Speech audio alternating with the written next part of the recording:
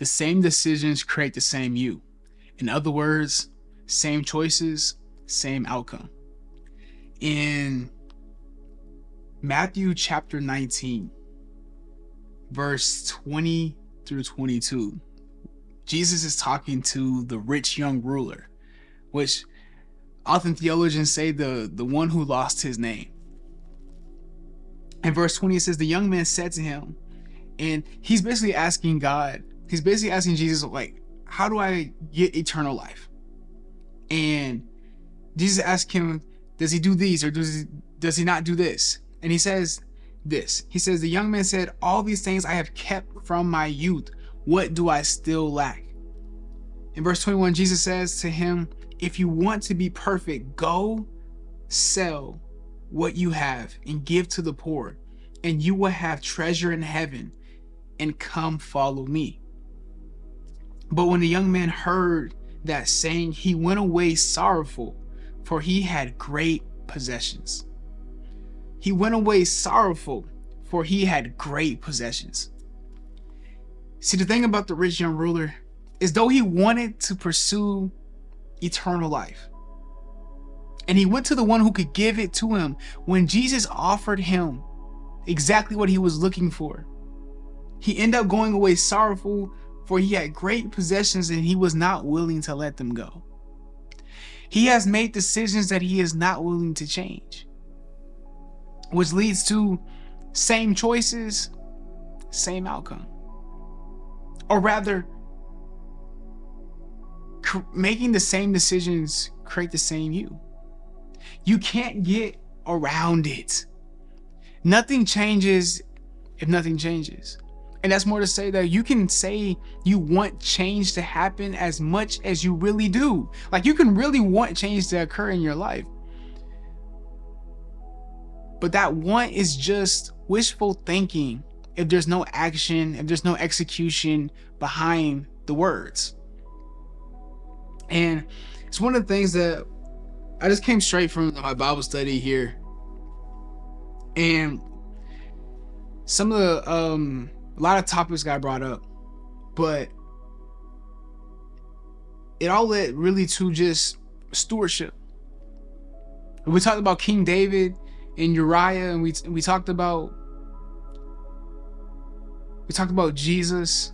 It all led back to stewardship. It always does, right? Stewarding the things that you have while you have them,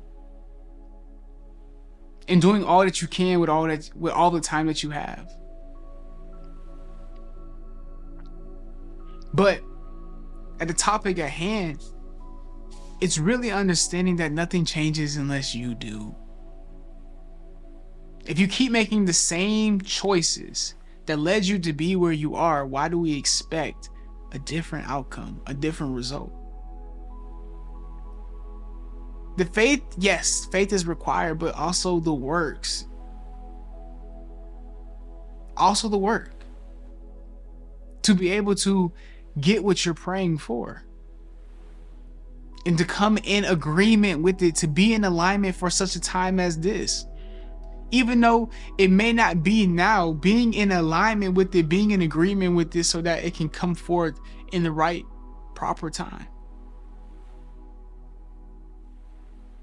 And the time that's most befitting for it in your life. But the true question is this: why are you making the same choices that you know that you shouldn't? Even though you know what you're pursuing, just as the rich young ruler knew he was pursuing eternal life, most of the time we know exactly how we should get it. We know exactly, just like Jesus tells him, he's done everything right up to this point, and now the final thing is to surrender who you used to be. Surrender the decisions that you would normally make and leave all of that old stuff, all that old baggage behind. But the reason why he was unwilling to do so is because he had so many possessions.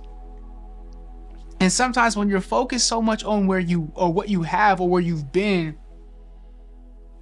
it's hard for you to let it go so that you can leave and head to where God is taking you. And the thing about it is, majority of the time that those new places you can't bring old baggage. You can't bring that old baggage to where God is trying to take you.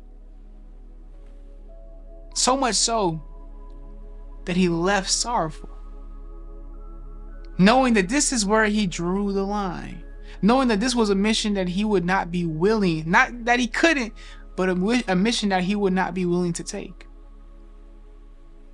You have to ask yourself, is it worth it? Is the thing that I'm pursuing, is the thing that I'm desiring actually worth me becoming a new person? And if it is, then why are you in disagreement with it? Like, yes, it may not necessarily be you, but a former version of yourself that's having discomfort with a new experience. But at some point, you do have to take responsibility for who you are, because it's your responsibility to take the journey. It's your responsibility to create the way by walking the path.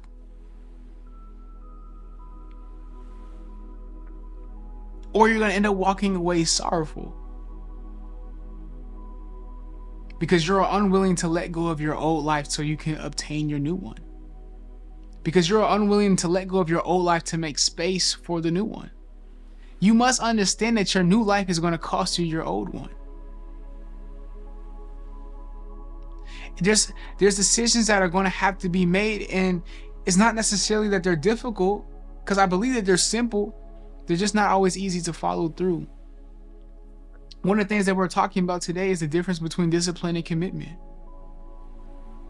And how much sometimes our discipline, we can get so caught up in doing the discipline in that daily work, like that daily labor of knowing that this is what I do and this is how I do it and I do it.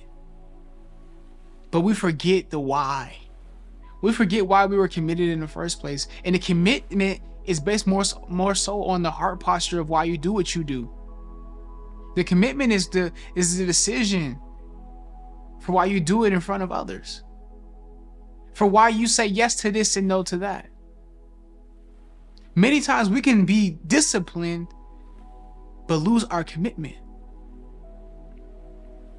One of my friends, JP, he said that a great example, I feel like, hopefully I don't butcher the metaphor, but he was saying that discipline is like being prepared for war.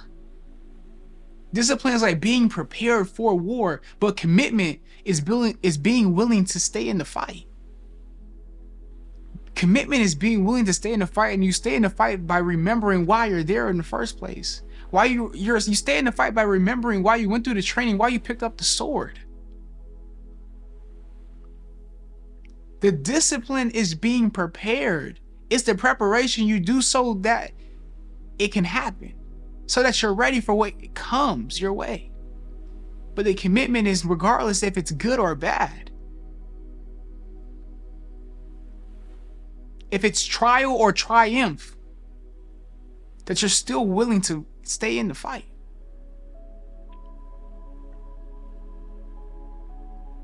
But the reason why many of us keep walking away from the fight is because we keep making old decisions for these new experiences. And the part that becomes insanity is doing something over and over and over again, expecting a different result. You have willingly placed yourself into this loop,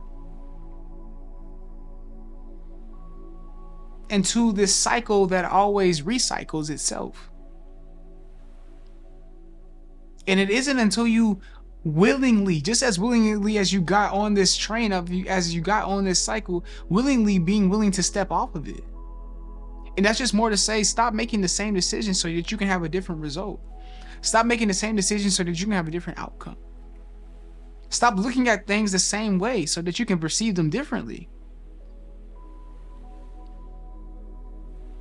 And I think that just goes further to say that you'll never find the answer if you think that you already know it. A better word is you'll never find a solution if you think you already know it.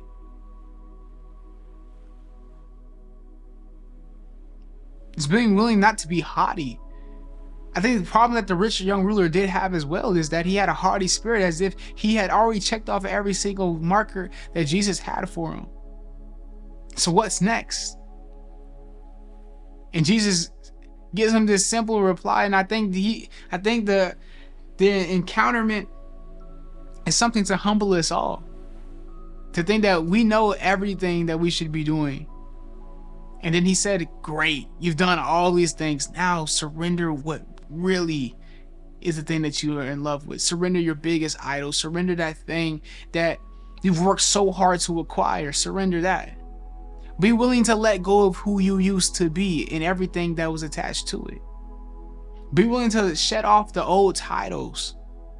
Shut off the old experiences, the old bondage that's kind of keep you where you are, so that you can follow him into a new experience, into a new destination, and then for the spiritual sake, into salvation.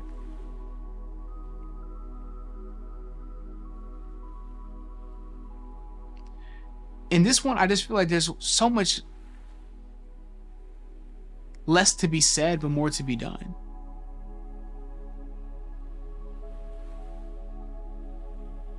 And it's not until you're willing to